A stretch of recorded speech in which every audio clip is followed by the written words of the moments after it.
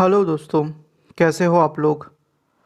आज की सारी स्टोरीज़ हमें हमारे सब्सक्राइबर्स ने भेजी है, तो उम्मीद करता हूँ कि आपके स्टोरीज़ पसंद आएगी। तो ईयरफोन्स लगा लीजिए और आंखें बंद करके मेरी स्टोरीज़ को इमेजिन कीजिए, आपको मज़ा आएगा।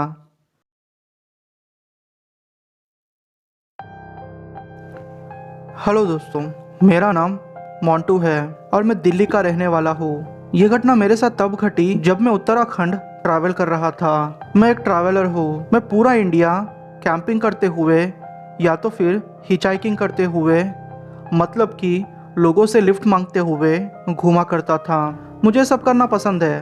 वो जून का महीना था। मैं वैसे अकेला ही ट्रैवल करता हूँ, तो इस बार भी मैं अकेला ही ट्रैवल कर रहा था। वैसे मैं आपको एक बात बता दूँ, हम लोग जितने भी ट्रैवलर्स हैं ना, वो सारे लोग दिन में ही ट्रैवल करते हैं और रात में कहीं ना कहीं कैंपिंग करने के लिए अपना टेंट बांध देते हैं। सारी रात आराम करके फिर दूसरे दिन सुबह हम लोग घूमने के लिए निकल जाते हैं। तो मेरा भी ऐसा था।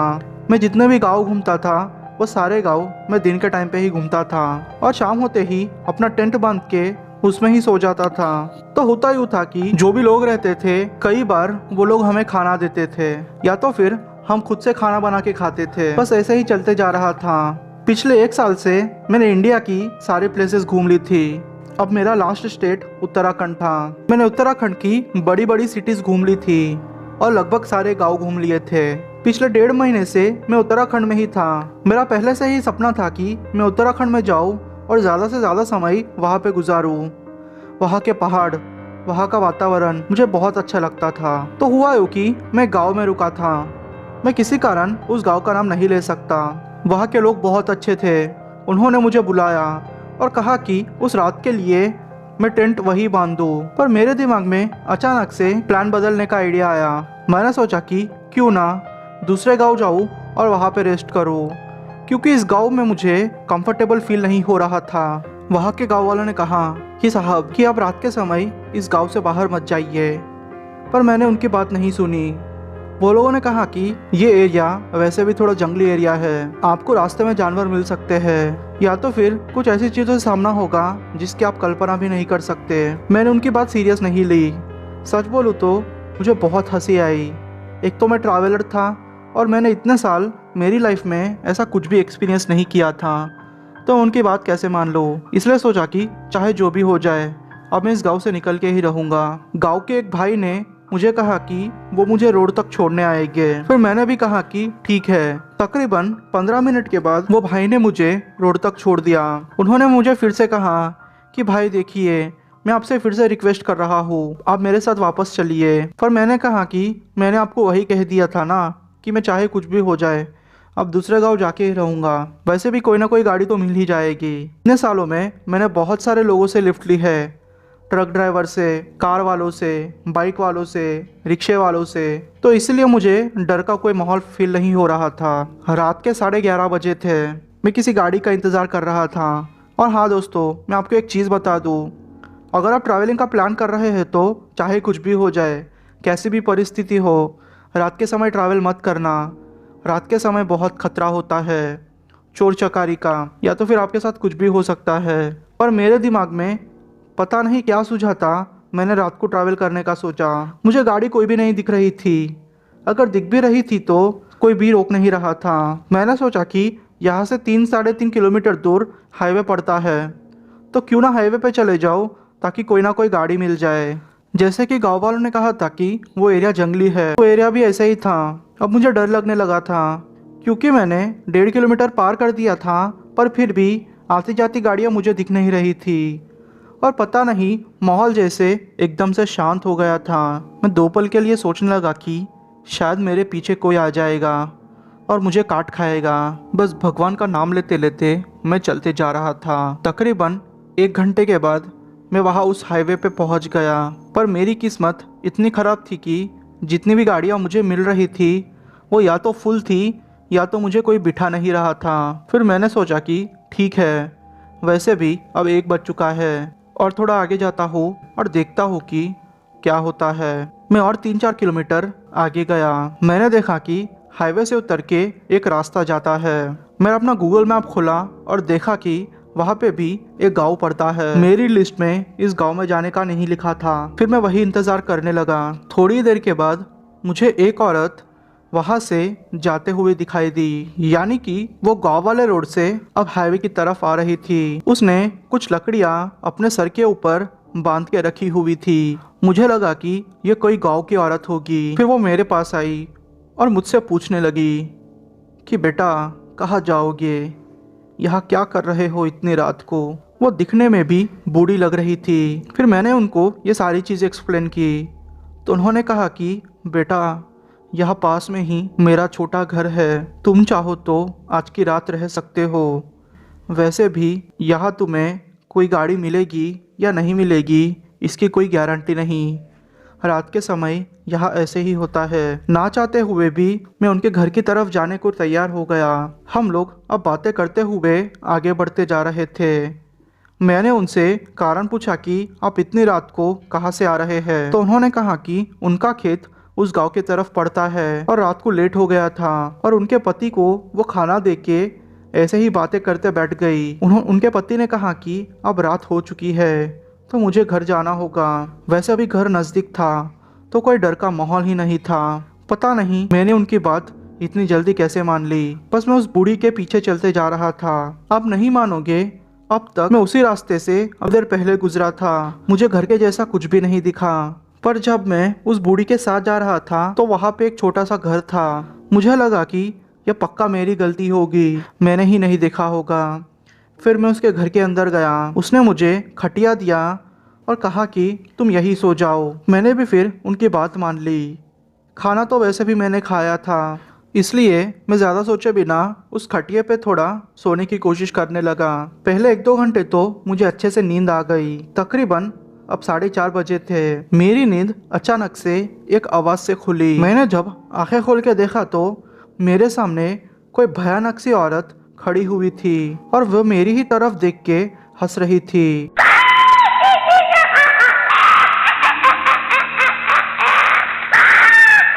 मैं अचानक से चिल्लाते हुए उठा। जैसे ही मैं उठा मैं शॉक्ड हो गया।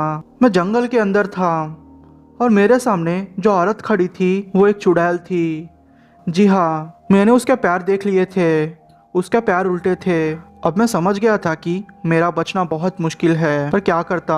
मैंने फिर भागने की कोशिश की, पर उस औरत ने मेरे पैर को पकड़ लिया और मुझे नीचे गिरा दिया। मैं भगवान का नाम लेते लेते चिल्लाता हुआ लोगों से मदद मांग रहा था, पर उस एरिया में शायद कोई भी नहीं आता था, इसलिए मुझे वहाँ कोई भी नहीं मिला। मैंने शिवजी का नाम लिया और अपना बैग लेके तेज से भागा। वो औरत मेरे ही पीछे भाग रही थी, या तो यूँ कहो कि वो मेरे ही पीछे उड़ते हुए आ रही थी। मैं इन सारी चीज़ों को देख के समझ नहीं पाया, क्योंकि ये सब कुछ मेरे लिए नया था। जैसे कि आपको तो पता ही है, मैं उन भूत वगैरह में नहीं मानता था।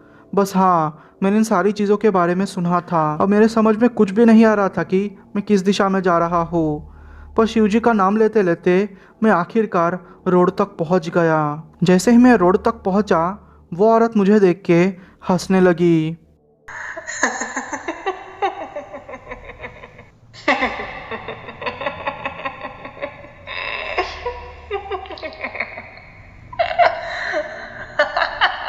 वो बोली कि अभी तो तू बच गया है, अगली बार नहीं बच पाएगा।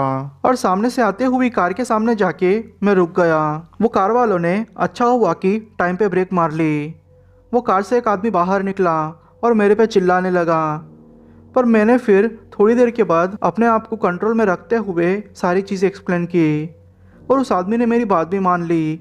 उसने कहा कि पाजी बैठ जाओ, मैं तुम्हें वहाँ आगे तक छोड़ देता हूँ। वो एक पंजाबी था। उसने फिर कुछ मंत्र पढ़े और सारे रास्ते बस मंत्र पढ़ते ही रहा। सामने एक ढाबा आया, उसने मुझे वहाँ उतार दिया और मुझसे कहा कि आप जिस औरत की बात कर रहे थे वो औरत अपने पीछे पड़ गई थी। वो उड़ते हुए मेरे ड्राइवर सीट के पास आई, हंस रही थी। मैं उसकी आवाज़ अच्छे से सुन पा रहा था, इतने शोर में भी वो मुझे अच्छे से सुनाई दे रही थी। मैं उनकी बात सुन के और डर गया। अब सुबह के 6 बज चुके थे। अब थोड़ी रोशनी भी आ गई थी। मैं तुरंत ही अपने घर दिल्ली चले गया। मैं इतना डर चुका था कि मैं अब साये से भी डरता था। मैं मेरी मम्मी की आवाज़ से भी डरता था। मुझे समझ में नहीं आ रहा था कि मैं इन सारी चीज़ों से बाहर कब निकलूँगा।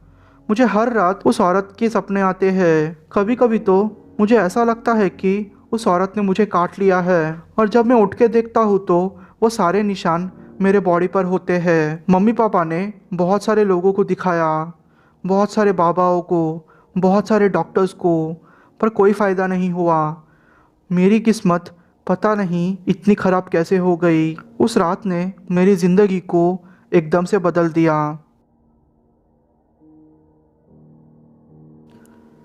मेरा नाम विनोद है और मैं जम्मू कश्मीर के एक छोटे से गांव का रहने वाला हूँ। ये घटना मेरे साथ तब घटी जब मैं अपने घर वालों से झगड़ के घर के बाहर निकल गया था।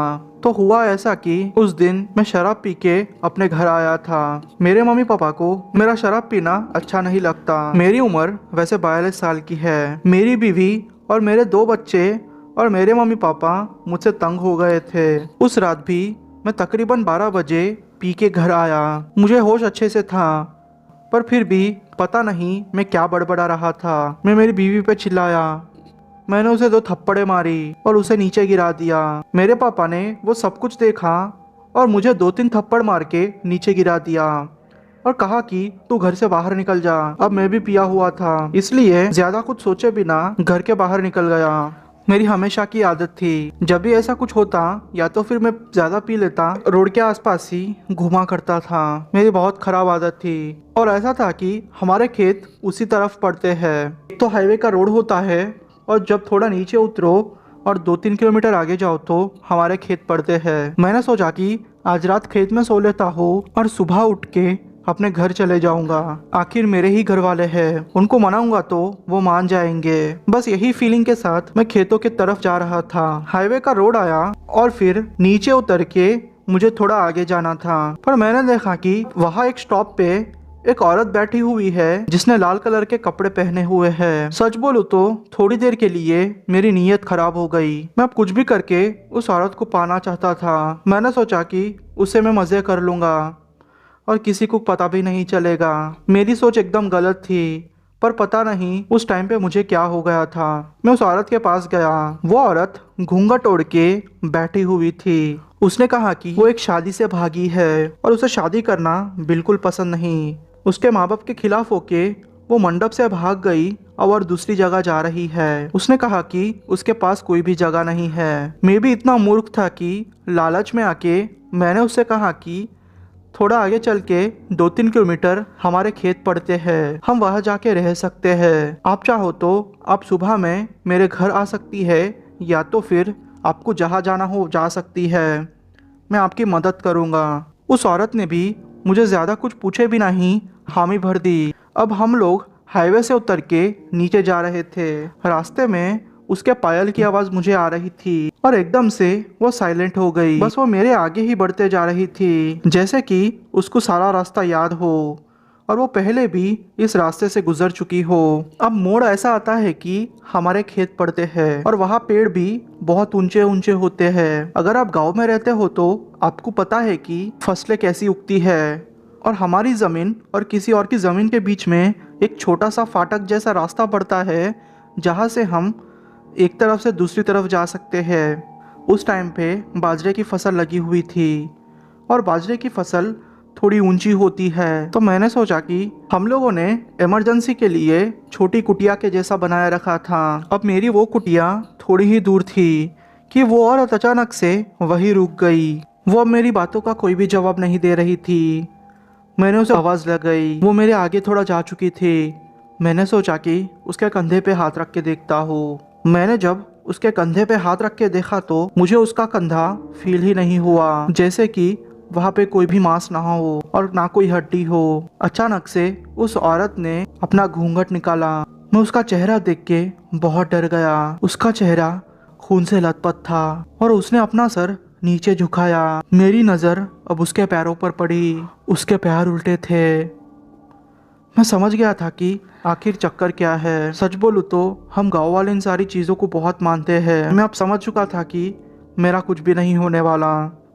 बस कुछ सेकंड्स में मुझे मेरी ज़िंदगी दिख रही थी। मुझे मेरे बच्चे दिख रहे थे, मेरी पत्नी दिख रही थी जिसको मैंने अभी अभी मारा है और उससे अकेला छोड़ दिया है। मेरे मम्मी पापा मुझे याद आ रहे थे, पर मन में यही था कि अब चाहे कुछ भी हो जाए मैं इस चुड़ैल से बच के अपने घर जाऊंगा। मुझे ये याद थे कि मेरी कुटिया में भगवान का फोटो है। मैं वैसे तो पिया हुआ था, पर मैं कंट्रोल में था। मैं जल्द से जल्द भागा और अपने कुटिया के पास जाने लगा। मुझे पीछे से उस औरत के मेरे पीछे भागने की आवाज़ आ रही थी। वो ज़ोर ज़ोर से कभी हंसती तो वो ज़ोर ज़ोर से कभी चिल्लाती। उसके चिल्लाने की आवाज़ और उसके हंसने की आवाज़ इतनी भयानक थी कि मैं आपको बता भी नहीं सकता। वो आवाज़ें आज भी मेरे दिमाग में गूंजती है। मैं जैसे तैसे करके अपने कुटिया में गया और भगवान के फ़ोटो को अपने सीने से लगा दिया और उनसे माफ़ी मांगने लगा। और मैंने भगवान से कहा कि जो भी पाप मैंने अब तक किए हैं मैं उसका प्रायश्चित करूँगा। मैं पीना बंद कर दूँगा, बट प्लीज़ मुझे आज रात के लिए बचा लीजिए। बाहर से कभी नॉर्मल औरत की आवाज़ निकालती या तो फिर चिल्लाते हुए मुझे कहती कि तू बाहर निकल, मैं तुझे देख लेती हूँ। औरतों का शौक है ना तुझे। मैंने जब मोबाइल में टाइम देखा तो 3:30 बज रहे थे। मैं बहुत डर चुका था। बस पता नहीं मुझे नींद कब आ गई, मुझे इसका कोई ख्याल नहीं रहा। जब मेरी आँख खुली तो सुबह के 9 बज रहे थे। मैं जल्द से जल्द अपने घर गया और मेरे घर वालों से माफ़ी मांगी और उनको सारी चीज़ें एक्सप्लेन की। पर उनको लगा कि पिया हुआ था, मनगढ़ंत कहानियां बना रहा हूँ। शायद उन्होंने मेरी बात पे भरोसा नहीं किया। पर उस दिन से मैं सुधर चुका था। मैंने पीना बंद कर दिया, आधी रात तक घूमना बंद कर दिया। उस घटना को घटे आज 2 साल हो चुके हैं। मेरे छोटे पंचर की दुकान है। मैं उस पंचर की दुकान की कमाई से अपने परिवार का पोषण करता हूँ और मेरी बीवी ने 2 भैंसें भी लाके रखी है। अब हमारी जिंदगी एकदम अच्छी है। उस रात जो भी हुआ शायद अच्छे के लिए हुआ। अगर मेरी जान जाती तो भी मुझे कोई भी परवाह नहीं थी, क्योंकि मैंने मेरे घर वालों को बहुत सताया था। पर भगवान का शुक्र है कि उस दिन सब कुछ ठीक हो गया। बस मैं आपसे यही रिक्वेस्ट करना चाहता हूँ कि आप अपनी फैमिली की वैल्यू कीजिए, वरना एक दिन ऐसा कुछ हो जाएगा जिसके बारे में आपने कभी सोचा नहीं होगा। सोचिए कि आप और आपके दोस्त मिलके कहीं बाहर ट्रिप के लिए गए हैं, पर वो ट्रिप आपके लिए सबसे डरावनी साबित हो तो आप क्या करोगे? या ट्रिप के दौरान आपकी मुलाकात किसी चुड़ैल से हो जाए? तो आज की कहानियाँ भी ऐसी ही होने वाली है। हेलो दोस्तों, मेरा नाम नेहा है और मैं असम के एक छोटे से गांव की रहने वाली हूँ। ये घटना मेरे साथ जनवरी 2019 में घटी थी। तो हुआ यूँ कि मैं उस टाइम बीएससी के फर्स्ट ईयर में थी और मैं हॉस्टल में रहती थी। मेरा घर हॉस्टल से तकरीबन 150 किलोमीटर का था। अचानक एक रात मेरी तबीयत बहुत ख़राब हो गई। मैंने मेरे घर वालों को फ़ोन किया तो उन्होंने बोला कि वो दूसरे शहर में है, तो उनके लिए उसी रात आना मुमकिन नहीं होगा। वो अब दूसरे दिन रात को ही मुझे लेने आएंगे। मैंने कहा ठीक है, कोई बात नहीं। फिर मेरे फ्रेंड्स ने मुझे हॉस्पिटल एडमिट करवाया। हॉस्पिटल में मैंने टेस्ट करवाए, पर सारे टेस्ट नेगेटिव आ रहे थे। डॉक्टर का कहना था कि उन्हें कोई भी प्रॉब्लम का अंदाज़ा नहीं हो रहा, सब कुछ ठीक है। समझ में नहीं आ रहा था कि ये चक्कर क्या है। पता नहीं क्यों मेरी धड़कनें अचानक से बढ़ जाती थी और मुझे जोर का बुखार भी आ चुका था। दूसरे दिन शाम को मेरे पापा और मेरा भाई मुझे लेने आए। मैं उन्हें देख के खुश हो चुकी थी, क्योंकि पता नहीं क्यों अंदर ही अंदर मुझे डर भी लग रहा था कि शायद मुझे कुछ हो जाए ना, क्योंकि डॉक्टर्स को भी मेरी प्रॉब्लम का पता नहीं चल रहा था। फिर मेरे पापा ने कहा कि नेहा बेटा चलो, हम अब घर जाते हैं। मैंने मेरे फ्रेंड्स को भाई बोल के घर जाने निकल गए। मेरे पापा और मेरा भाई आगे की सीट में बैठे थे और मैं पीछे थी। पीछे कोई भी नहीं था। हमारी गाड़ी बड़ी थी। पता नहीं मुझे अजीब सा फील हो रहा था। मुझे ऐसा लग रहा था कि मेरे पास भी कोई बैठा है। सच बोलूँ तो एक पल के लिए मुझे लगा कि कोई औरत मेरे पास बैठी है। मैंने जब इसके बारे में मेरे पापा से डिस्कस किया तो उन्होंने बोला कि तुम बीमार हो इसलिए तुम्हें ऐसा फील हो रहा है। फिर मैंने भी सोचा कि शायद मुझे भ्रम हुआ होगा, क्योंकि किसी औरत का मेरे पास बैठना मुमकिन ही नहीं था। पापा ने कहा कि तुम चिंता मत करो, अपनी आंखें बंद करो और सोने की कोशिश करो। मेरा भाई ड्राइव कर रहा था और मेरे पापा मुझे ही देखे जा रहे थे। हर 5 मिनट में मेरे पापा पीछे मुड़ के मुझे देखते। मुझे भी थोड़ा थोड़ा ठीक महसूस हो रहा था। पर तकरीबन 50 या 60 किलोमीटर आगे जाके मेरी तबीयत और बिगड़ गई। मुझे अचानक से घबराहट जैसी महसूस होने लगी। मुझे सांस लेने में तकलीफ हो रही थी। समझ में नहीं आ रहा था कि ये मेरे साथ क्या हो रहा है। अचानक से हमारी कार खराब हो गई। वो सुनसान इलाका था। पापा ने मुझसे बोला कि बेटा तुम चिंता मत करो, हम लोग बाहर जाके देखते हैं कि चक्कर क्या है। फिर पापा ने बोनट खोल दिया। भाई ने कहा कि इंजन में कोई भी गड़बड़ नहीं है, बस हमें थोड़ी देर यहाँ रुकना होगा, तब तक मैं किसी मैकेनिक को लेके आता हूँ। मेरे भाई को किसी ने लिफ्ट दे दी और वो मैकेनिक बुलाने के लिए चला गया। मेरे पापा फिर मेरे पास आए। उन्होंने अपना हाथ मेरे सर पे रखा और कहा कि बेटा तुम्हें तो ज़्यादा ही बुखार है। मैंने फिर मेरे पापा से कहा कि पापा मुझे ऐसा लग रहा है कि मेरे पास कोई औरत बैठी है, प्लीज़ पापा मेरी मदद कीजिए, प्लीज़ पापा मुझे बचा लीजिए। पता नहीं मैं क्या बोल रही थी और मुझे डर भी लग रहा था। मुझे महसूस हो रहा था कि कोई मेरी बॉडी को टच करने की कोशिश कर रहा है। मैं अचानक से मेरे पापा से लिपट गई। मेरे पापा ने मुझे दिलासा दिया कि मेरे आसपास कोई भी नहीं है, पर फिर भी मेरी हालत खराब ही होती जा रही थी। एक पल तो ऐसा आया कि मैं बेहोश हो गई।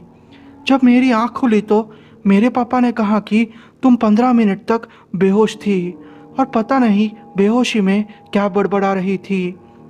मैंने फिर मेरे पापा से कहा कि पापा मुझे तो कुछ भी याद नहीं है, मुझे तो बस इतना याद है कि मेरी आँख बंद हुई और जब खुली तो आपसे ये सुना कि मैं 15 मिनट बेहोश थी। मुझे कुछ भी समझ नहीं आ रहा था। थोड़ी देर के बाद मेरा भाई मैकेनिक को लेके आ गया। मैकेनिक ने कार चेक की तो उसने कहा कि भाई साहब तकरीबन आधा घंटा या 1 घंटा लगेगा, आप चिंता मत कीजिए, मैं आपकी कार ठीक कर दूंगा। फिर वो मैकेनिक अपने कार में जुट गया। तकरीबन 1 घंटे के बाद हमारी कार ठीक हो गई। फिर हम लोगों ने मैकेनिक को उसकी जगह छोड़ा और फिर वापस हमने हमारा सफ़र जारी रखा। तकरीबन और 20 किलोमीटर आगे गए होंगे कि एकदम से जंगली इलाका शुरू हो गया और अब तो हद ही हो चुकी थी। मुझे एक औरत सच में मेरे पास बैठी हुई दिखाई दे रही थी। वो मेरी तरफ देख के हंस रही थी। उसने सफ़ेद साड़ी पहनी थी। उसका शरीर जल चुका था, उसका चेहरा जल चुका था, उसकी आंखें चमक रही थी। अब मैंने ज़ोर से चिल्लाना शुरू कर दिया। मैं इतना ज़ोर से चिल्लाई कि शायद मेरे पापा के कान ही फट गए होंगे। फिर मेरे भाई ने गाड़ी साइड में रोक दी और मेरे पास आके मुझे उन्होंने कस के पकड़ लिया। मैंने मेरे पापा से कहा कि पापा अभी अभी उस औरत ने मेरी तरफ देखा, मुझे लगता है कि वो औरत मुझे मार डालेगी, प्लीज़ पापा आप मेरी मदद कीजिए। मेरे पापा ने कहा कि तुम सपना देख रही हो बेटी, तुम सोई हुई थी।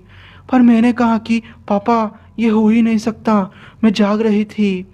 पर पता नहीं मेरे पापा एक ही बात को रिपीट करते जा रहे थे। अचानक से मेरे पापा के तेवर बदल गए। वो ऐसे एक्ट कर रहे थे जैसे वो मेरे पापा ही ना हो और मेरा भाई भी ऐसे ही बिहेव कर रहा था। उन्होंने फिर आगे गाड़ी चलाना शुरू कर दिया। अचानक से मेरे भाई का बैलेंस छूटा और हमारी गाड़ी पलट गई। हम तीनों का एक्सीडेंट हो चुका था। मुझे जब होश आया तो मैंने देखा कि मेरा भाई और मेरे पापा दर्द से कर्रा रहे हैं। उनका एक पैर टूट चुका था और मेरे भाई की हालत बहुत ख़राब थी। उसके छाती के नीचे का भाग पूरा कुचल गया था, पर पता नहीं अभी भी उसकी सांसें चल रही थी। वो कुछ बोलने की कोशिश कर रहा था। एक गाड़ी हमारे पास से गई पर उन्होंने हमारी आवाज़ नहीं सुनी। मैं चिल्लाते रही, प्लीज़ हमारी मदद कीजिए, पर उन्होंने मेरी आवाज़ नहीं सुनी। अब मुझे बहुत डर लग रहा था और थोड़ी देर में वो हुआ जो शायद मेरी ज़िंदगी का सबसे बुरा दिन था। मैंने वही औरत को मेरे पापा के पास आते हुए देखा।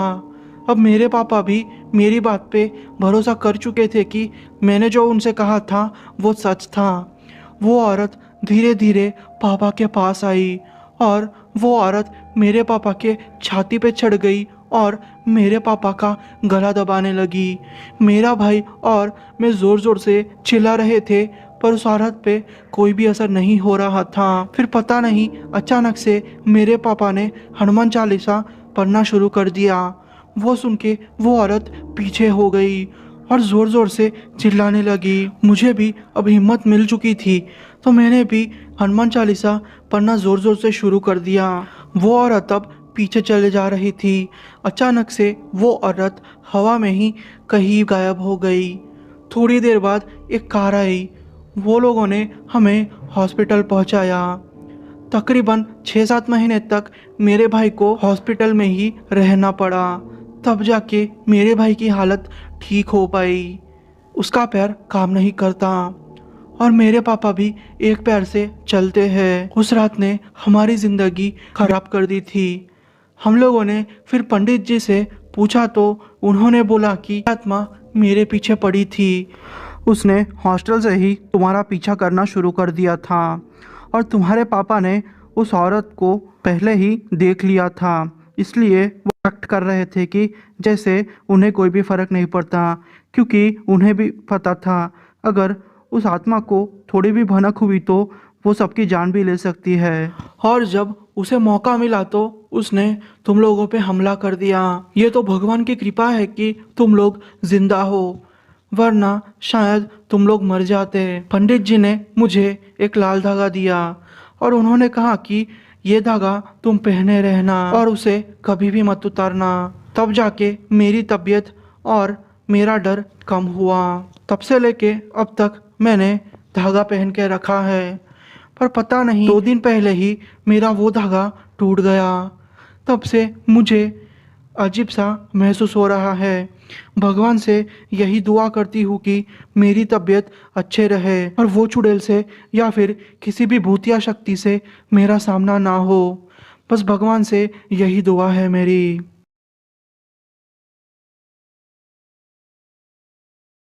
दोस्तों, मेरा नाम साई कुमार है और मैं आंध्र प्रदेश के एक छोटे से गांव का रहने वाला हूँ। ये घटना मेरे साथ 2010 में घटी थी।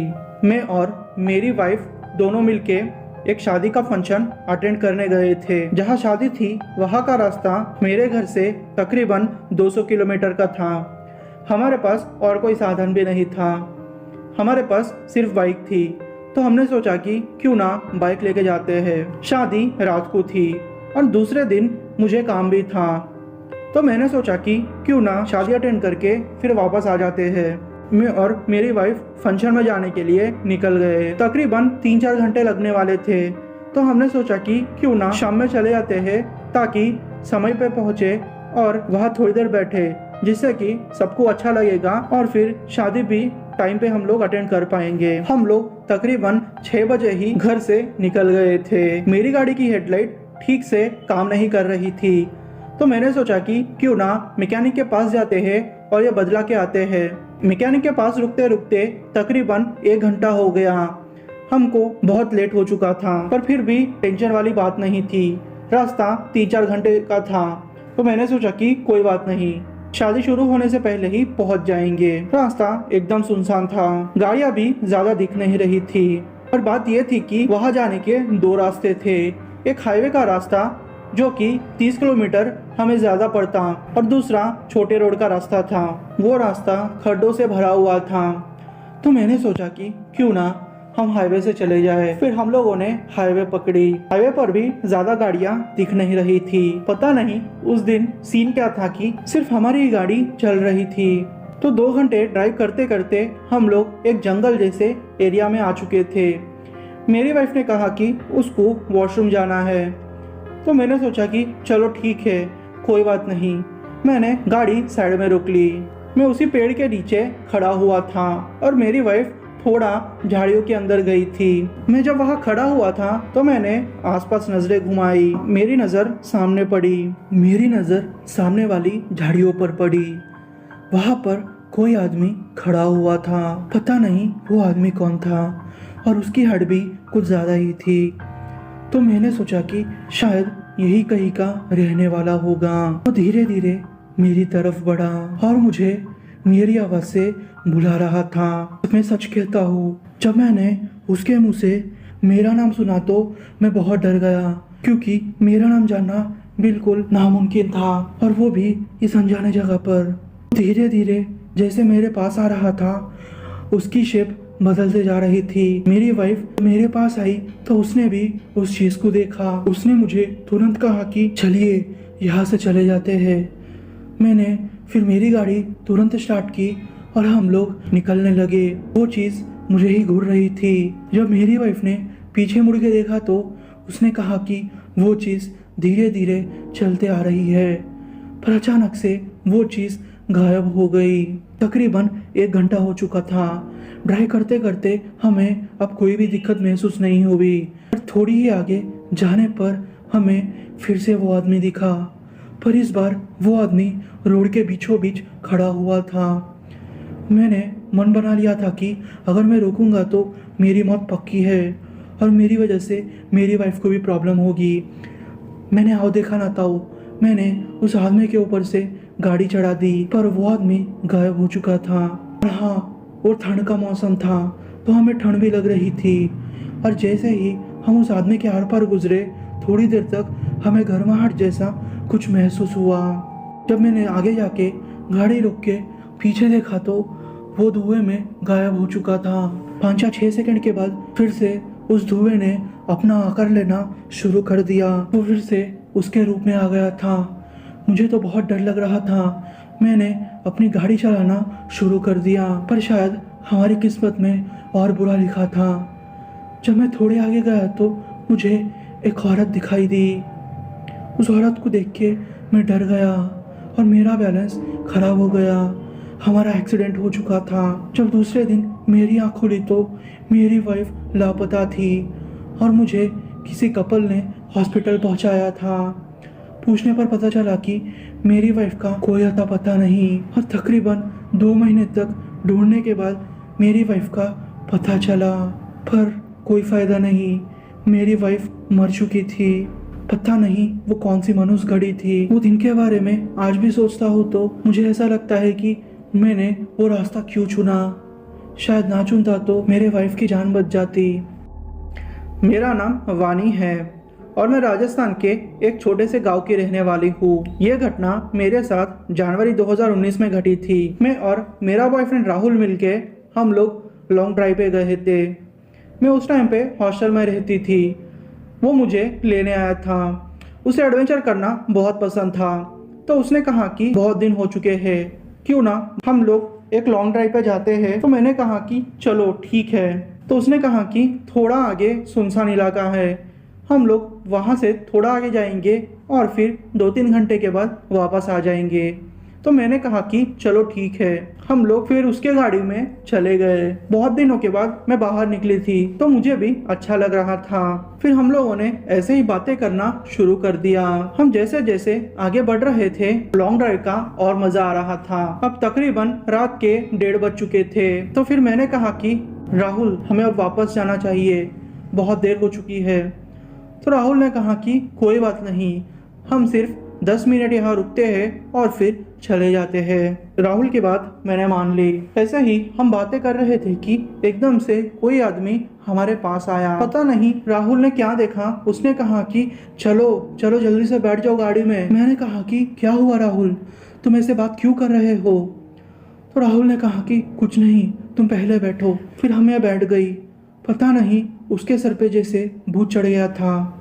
वो गाड़ी को 100 की स्पीड से भगा रहा था। मैं कुछ ना समझ पाई, पर अचानक से वही आदमी हमारे गाड़ी के सामने फिर से आ गया। वो हमारी गाड़ी के आर पार हो चुका था। तब मुझे समझ आया कि ये चक्कर क्या है। 5-6 किलोमीटर आगे जाने के बाद फिर से वो आदमी ऐसे ही हमारे सामने आया और फिर से हमारे आर पार निकल गया। पर इस बार ऐसा नहीं था। मुझे अचानक से गाड़ी के पीछे से कोई आवाज़ सुनाई दी। वो आवाज़ गाड़ी पे किसी ने मारा हो ऐसी थी। अब हुआ यूँ कि जैसे ही हम लोग आगे बढ़ रहे थे, वो आदमी जहाँ ड्राइविंग सीट होती है वहाँ हमें दिखाई दिया। वो हमारे साथ ही भाग रहा था और ज़ोर ज़ोर से आँच पे मार रहा था। मुझे वो देख के तो डर लग गया। वो आदमी हमारे पीछे ही पड़ गया था। वो उड़ रहा था। हम लोगों ने गाड़ी की स्पीड अब 120 कर दी, फिर भी वो आदमी हमारा पीछा नहीं छोड़ रहा था। पता नहीं कुछ बक रहा था। सच बोलूं तो मेरी हालत टाइट हो गई थी।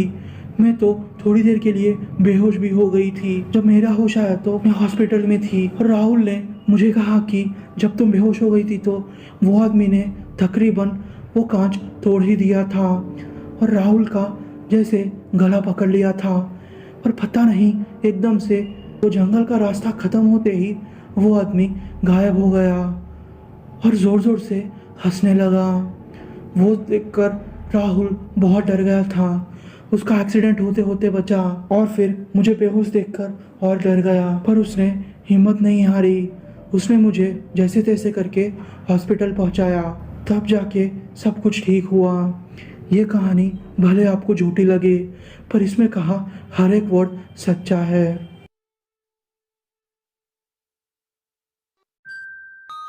जो मेरे चंदा रात आ गई, सो जा वरना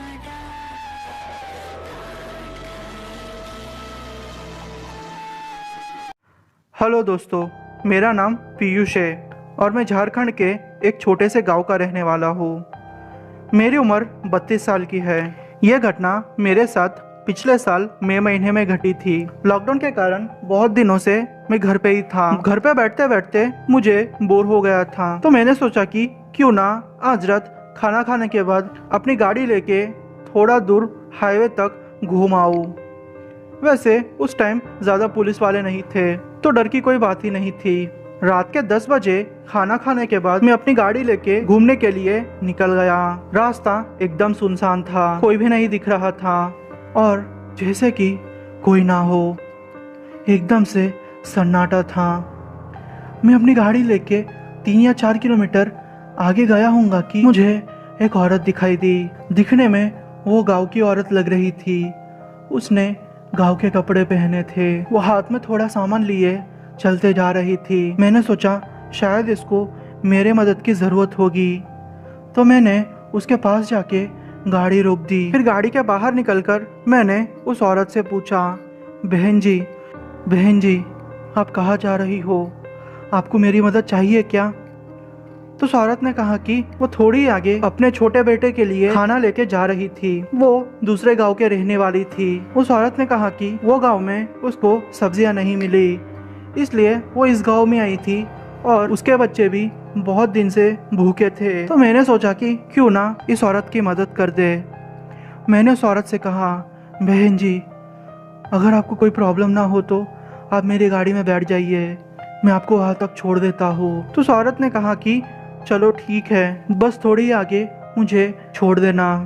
तकरीबन 5 या 10 किलोमीटर हम लोग आगे गए होंगे कि उस औरत ने एकदम से रोकने को कह दिया। जब मैंने उस तरफ देखा तो मुझे गांव जैसा कुछ दिख रहा था, पर यह तो हो ही नहीं सकता क्योंकि गांव अभी भी 5 किलोमीटर दूर है और मुझे पता है मेरे गांव से दूसरे गांव का रास्ता कम से कम 20 किलोमीटर का है, तो यहाँ गांव होना मुमकिन ही नहीं। पर मुझे लगा कि मुझे ही कोई भ्रम हुआ होगा। फिर मैंने उस औरत को अपनी गाड़ी से उतारा और मैं भी उतर गया। फिर मैंने उस औरत से कहा कि आप कहाँ रहते हो? तो उस औरत ने अपने हाथ से सामने के घर का इशारा किया।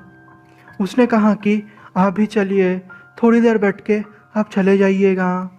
मैंने कहा नहीं बहन जी, मुझे लेट हो रहा है। तो वो फिर जिद करने लगी।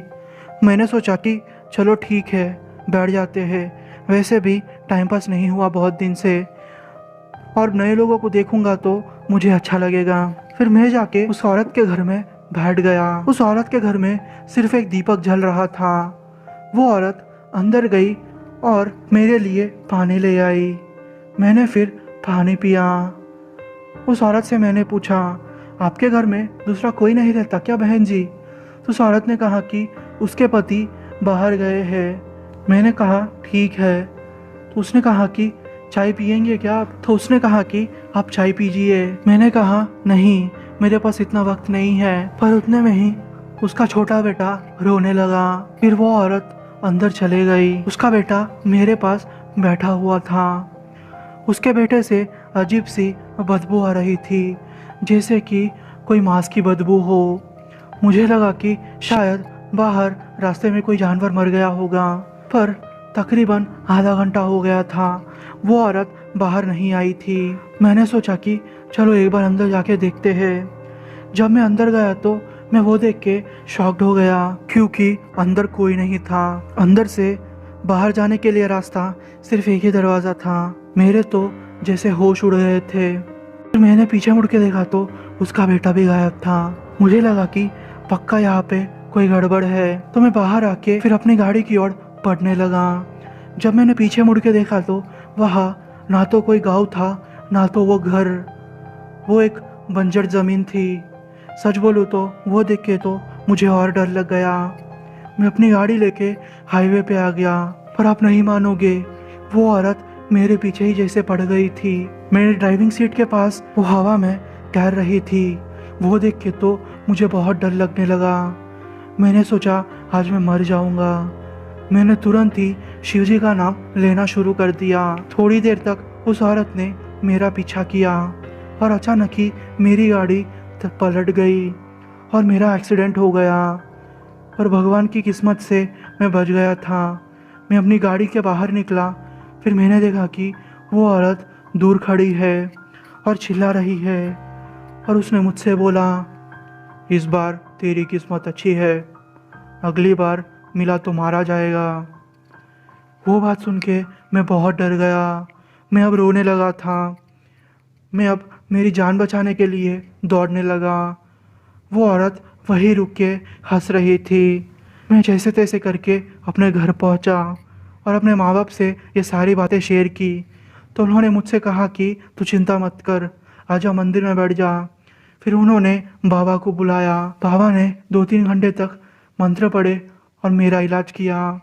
तब जाके मेरी हालत ठीक हुई, पर उसके बाद भी 10 दिन तक मुझे बुखार रहा। उस बाबा ने कहा कि ये औरत की मौत 10 दिन पहले इस औरत की मौत भूख के कारण हो चुकी थी, और उस औरत के बच्चे की भी हालत ऐसी ही थी। उसका पति महाराष्ट्र रहता था काम करने के लिए। जब वो लौट रहा था तो उसकी मौत भी हो चुकी थी। वो औरत उसके पति के इंतज़ार में और भूख के कारण मर चुकी थी। तब से उसकी आत्मा ऐसे ही भटकती है। ये तो तुम्हारी किस्मत अच्छी है कि तुम बच गए, वरना तुम्हारी मौत पक्की थी। मेरा नाम राहुल है और मैं मध्य प्रदेश का रहने वाला हूँ। मेरी उम्र 29 साल की है और मैं एक बिजनेसमैन हूँ। काम का प्रेशर बढ़ चुका था, तो मैंने सोचा कि क्यों ना मैं बाहर घूम आऊँ। मेरा दोस्त रितेश भी यही कह रहा था। हम लोगों ने फिर केरला जाने का प्लान बनाया, क्योंकि मेरा दोस्त वही का था। तो फिर मैंने सोचा कि क्यों ना वही घूम आए, क्योंकि उसको वहाँ की भाषा आती थी। फिर हमें कोई दिक्कत ना हो, इसलिए सोचा कि चलो वही घूम आते हैं, और वहाँ भी अच्छी अच्छी जगह होती है घूमने के लिए। मेरे पास मेरे खुद की कार थी, तो मैंने सोचा कि क्यों ना खुद की कार ले जाए, जिससे कि हमारी जर्नी अच्छी रहेगी। मेरे और 2 दोस्त थे, उनका नाम सना और मीरा था। वो दोनों मेरे बहुत अच्छे दोस्त थे और रितेश को भी अच्छे से जानते थे। वैसे हम चारों बिजनेस पार्टनर्स थे, तो सोचा कि क्यों ना अच्छी सी ट्रिप मार के आए। मुझे वो डेट अभी भी अच्छे से याद है। हम लोग जनवरी 2016 में केरला के लिए निकल पड़े। वहाँ बहुत अच्छी प्लेसेस हम लोगों ने घूमी। हम लोगों ने तकरीबन 10 या 15 दिन घूमने में ही लगा दिए। यार सच बोलूँ तो मुझे घूमने के बाद थोड़ा अच्छा सा महसूस हो रहा था। सना ने कहा कि यार अब हमें चलना चाहिए, क्योंकि बहुत दिन हो चुके हैं, और मेरे घर वाले भी मुझे फ़ोन कर रहे हैं आने के लिए, क्योंकि मेरी छोटी दी की तबीयत ख़राब हो गई है। और मीरा ने भी कहा कि हाँ यार सही है, हमें अब जाना चाहिए। फिर हमने सोचा कि चलो ठीक है, कोई बात नहीं, आज रात रुक के कल सुबह में जल्दी चले जाते हैं। हम लोग वैसे तो एक होटल में रुके थे। हम लोगों ने रात को खाना खाया और सोचा कि क्यों ना थोड़ा बाहर घूम आए। तकरीबन रात के 12 बजे तक हम लोग बाहर थे। हमने फिर आइसक्रीम खाई और फिर वापस आगे सो गए। दूसरे दिन तकरीबन 10 बजे हम लोग जाने के लिए निकले। पता नहीं पर मीरा कुछ अलग से बिहेव कर रही थी, जैसे उसे कुछ हुआ हो। उसका बिहेवियर एकदम अलग था। हम लोगों ने तकरीबन 6 घंटे की जर्नी की और एक होटल के पास आके रुके और वहाँ कुछ खाना खाया। फिर खाना खा के हम लोग निकल पड़े। रात के 11 बजे तक मैंने कंटिन्यूसली ड्राइव किया। ड्राइव करते करते मैं थक गया था। फिर मैंने सोचा कि क्यों ना कार थोड़ी साइड में रखूं और फिर थोड़ा रेस्ट ले लो। हम चारों में से सिर्फ मीरा को और मुझे ही ड्राइव करना आता था, पर मीरा का बिहेवियर देखते हुए मुझे लगा कि मैं ही ड्राइव कर लूँगा थोड़ा रेस्ट लेके। फिर अचानक से मीरा ने कहा कि नहीं, रेस्ट थोड़ा आगे जाके लेते हैं। मैंने बोला यार पॉसिबल नहीं हो सकता, क्योंकि थोड़ा आगे जाएंगे तो हाईवे आ जाएगा, फिर उसे आगे जाएंगे तो जंगल का एरिया आ जाएगा। मीरा ने बोला कोई बात नहीं, वैसे भी हम 4 लोग हैं, कोई प्रॉब्लम नहीं होगी, तू क्यों डरपोक जैसी बातें कर रहा है। मैंने जब ये उसकी बातें सुनी तो मुझे अच्छा नहीं लगा। मैंने बोला मैं डरपोक नहीं, मुझे बस चिंता थी, इसलिए मैंने कहा। उसने कहा कि टेंशन मत ले, चल थोड़ा आगे जाके रेस्ट ले लेते हैं 1-2 घंटे के लिए। फिर मैंने हाईवे को क्रॉस किया और दूसरा टर्न लेके एक जंगल जैसे एरिया में आ गया। हम लोगों ने बीच में खाना पैक करवाया था। रात के 12:30 बजे हम लोग एक जंगल जैसे एरिया में आ चुके थे। वो एरिया हाईवे से बहुत दूर था और वहाँ किसी इंसान का नामो निशान नहीं था, जैसे कि वो एरिया में किसी इंसान के आए हुए सालों हो चुके हो। हम लोगों ने फिर अच्छे से खाना खाया और थोड़ा बियर भी पिया। वैसे मैं बियर नहीं पीता, पर फिर भी उस दिन पता नहीं क्यों मुझे ट्राई करने का मन हुआ। फिर मैंने थोड़ा बियर पी लिया। हम लोगों ने खाना खाया, फिर झूठे खाने को हम लोगों ने एक पेड़ के नीचे फेंक दिया। हम लोग फिर थोड़ी देर के लिए सो गए। पता नहीं हम लोग बहुत थक चुके थे, तो हम चारों को जल्द से जल्द नींद आ गई। मेरी नींद एक आवाज़ से खुली। किसी ने मेरे साइड की खिड़की को खटखटाया था। मैं वो सुन के बहुत डर गया था, क्योंकि इस एरिया में कोई भी इंसान नहीं आ सकता था। जैसे ही मैंने आँख खोली वहाँ कोई नहीं था। मुझे कुछ गड़बड़ लगी। फिर मैंने सबको उठाया तो सबने बोला कि उन्होंने ये आवाज़ नहीं सुनी।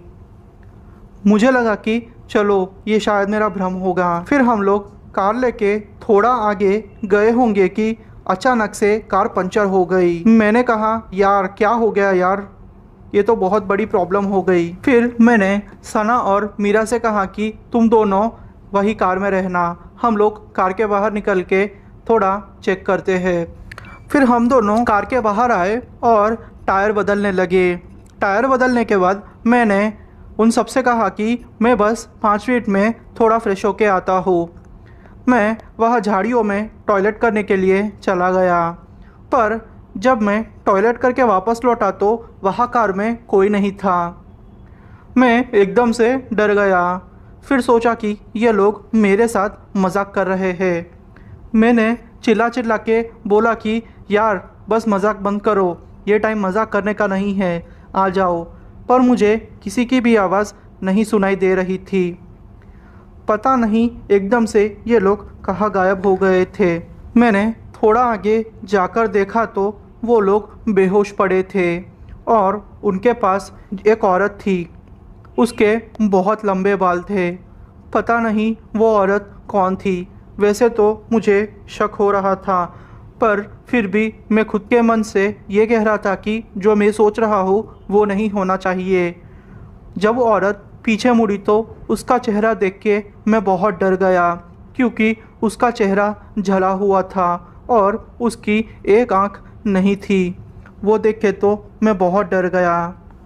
अब मैं मेरे दोस्तों को उसके पास नहीं छोड़ सकता था, क्योंकि उसने सना के फेस पे नाखून मारा था, जिससे सना के मुंह से खून निकल रहा था। मैंने जब मीरा को देखा तो उसकी हालत बहुत ख़राब थी उस औरत ने मीरा के बाल काट दिए थे। मैंने फिर हनुमान जी का नाम लिया और ज़ोर ज़ोर से हनुमान चालीसा पढ़ने लगा। वो औरत जैसे दूर हट रही थी। उसके बाद क्या हुआ मुझे कुछ भी पता नहीं चला। मुझे किसी ने पीछे से धक्का मारा और मैं अचानक से बेहोश हो गया। जब मेरी आँख खुली तो मैं हॉस्पिटल में था और मेरे 3 दोस्त की हालत बहुत सीरियस थी। पूछने पर पता चला कि सना आईसीयू में है और मेरे बाकी 2 दोस्तों की हालत भी नाजुक है। हम लोगों को तकरीबन 3-4 महीने लगे रिकवर हुए। फिर मैंने एक तांत्रिक बाबा से पूछा तो उन्होंने कहा कि जो मच्छी का सालन और चिकन तुम लोग होटल से लाए थे और वहाँ जब तुमने एक पेड़ के नीचे फेंक दिया तो उस पेड़ के ऊपर रहने वाली चुड़ैल को ये सब पसंद नहीं आया। उसने फिर तुम लोगों से ऐसा बदला लिया। ये तो तुम खुशकिस्मत हो कि चुड़ैल ने तुम लोगों की जान बख्श दी, वरना उस एरिया में जो भी जाता है उसकी जान नहीं बचती। वो औरत सबको मार डालती है। भगवान का शुक्र मनाओ कि तुम्हारी जान बच गई है। दोस्तों, आपको यह स्टोरी कैसी लगी? अगर आपको ये स्टोरी पसंद आई हो तो मेरे वीडियो को लाइक कर दीजिए और कमेंट कर दीजिए। अगर आप मुझे अपनी आप बीती या फिर किसी अपने की आप बीती भेजना चाहते हो तो मुझे इंस्टाग्राम द्वारा कांटेक्ट करके आप मुझे अपनी स्टोरी भेज सकते हो। थैंक यू दोस्तों।